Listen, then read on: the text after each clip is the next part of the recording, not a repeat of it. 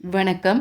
ஒளியின் வழியில் ஷடாரண்ய க்ஷேத்திரங்கள் வரிசையில் 3வது ஸ்தலம் ராணிப்பேட்டை மாவட்டம் காரை பகுதியில் அமைந்துள்ள கிருபாம்பிகை சமேத கௌதமேஸ்வரர் ஆலயம். பாலாற்றின் வடகரையில் ஒரு காலத்தில் காரை மரங்கள் நிறைந்த பகுதி என்பதால் காரை மரைக்காடு என்று வழங்கப்பட்டு இன்று காரை என்று அழைக்கப்படுகிறது. கொடிமரம் கோபுரம் இல்லாத சிறிய கோவில். உள்ளே சென்றதும் நந்தி பகவானும் எதிரில் கருவறையில் கௌதமேஸ்வரரை தரிசிக்கலாம். சுற்றில் நின்ற நிலையில் விநாயகர், தொடர்ந்து சரவேஸ்வரரை தரிசிக்கலாம்.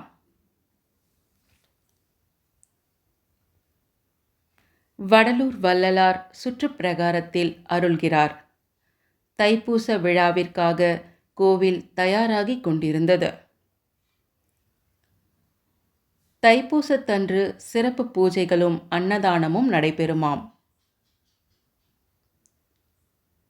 கருவறை எதிரில் கௌதம முனிவர் இறைவனை வணங்கிய நிலையில் அருள்கிறார். மேலும் பைரவரையும் தரிசிக்கலாம்.